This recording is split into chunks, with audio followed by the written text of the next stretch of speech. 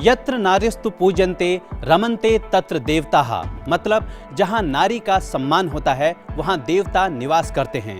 भारतीय संस्कृति में महिलाओं को सदैव सम्मान दिया गया है। आज महिलाएं हर क्षेत्र में पुरुषों के साथ कंधे से कंधा मिलाकर कार्य कर रही हैं।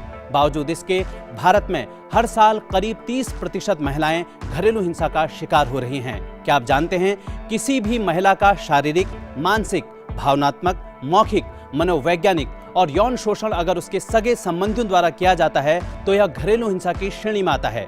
घरेलू हिंसा से महिलाओं को सुरक्षा देने के उद्देश्य से सरकार 2005 में घरेलू हिंसा संरक्षण अधिनियम लेकर आई। नमस्कार, स्वागत है आपका हमारे इस खास कार्यक्रम कानून की पाठशाला में। मैं हूं नरेंद्र सिंह और आज बात करेंगे घरेलू हिंसा संरक्षण अधिनियम 2005 की।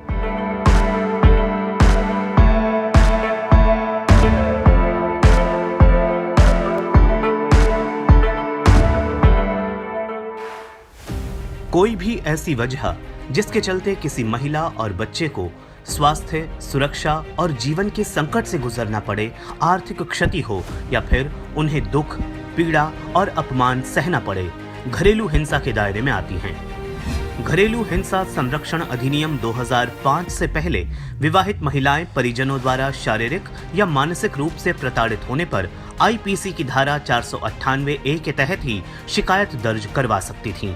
लेकिन 2005 में महिला और बच्चों को सुरक्षा प्रदान करने के लिए घरेलू हिंसा संरक्षण अधिनियम 2005 कानून लाया गया। इसे 13 सितंबर 2005 को संसद से पारित कर 26 अक्टूबर 2006 को देश में लागू किया गया। इस कानून का उद्देश्य महिलाओं को घरेलू हिंसा से बचाना और सुरक्षा प्रदान करना है। ये ऐसा कानून है जिसमें शिकायत करते ही पीड़ित को उत्पीड़न से बाहर कर सुरक्षित किया जाता है।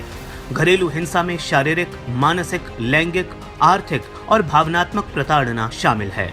मारपीट, गाली गलौज, बलात्कार, लैंगिक दुर्व्यवहार, दहेज की मांग, रोजगार से वंचित रखना, अपमान, विश्वासघात, धमकियां देना और डराना भी इसके दायरे में आते हैं। घरेलू हिंसा अधिनियम 2005 में कुल 5 अध्याय और 37 धाराएं हैं। ये कानून पीड़ित को पुलिस अधिकारी या मजिस्ट्रेट से शिकायत दर्ज कर उनके संरक्षण को सुनिश्चित करने का अधिकार देता है। पीड़ित स्वयं, उसका कोई संबंधी या पड़ोसी संबंधित दफ्तर में जाकर या अधिकारी को ईमेल या फोन पर शिकायत दर्ज करवा सकता है। इस कानून के अंतर्गत दिए गए आदेशों की अवमानना की स्थिति में दोषी पक्ष को गिरफ्तार किया जा सकता है या जुर्माना लगाया जा सकता है। कानून के अनुसार पीड़ित महिला कोर्ट में आपराधिक मुकदमा दर्ज करा सकती है। दोष साबित होने की स्थिति में दोषी को 3 साल की जेल हो सकती है। इस कानून में शिकायतकर्ता चाहे तो संबंधित केस की कार्यवाही को बंद कमरे में करने का प्रावधान है। इस कानून में स्थानीय थाने को पीड़ित और उसके बच्चे के संरक्षण के लिए निवास या भुगतान का भी आदेश दिया गया है। ये कानून वित्तीय भरपाई का भी आदेश देता है। कानून के अंतर्गत मजिस्ट्रेट अंतरिम आदेश भी दे सकता है। ये कानून घरेलू हिंसा से पीड़ित महिला को साझा घर में रहने का अधिकार देता है, भले ही कानूनी तौर पर सास ससुर घर के मालिक हों।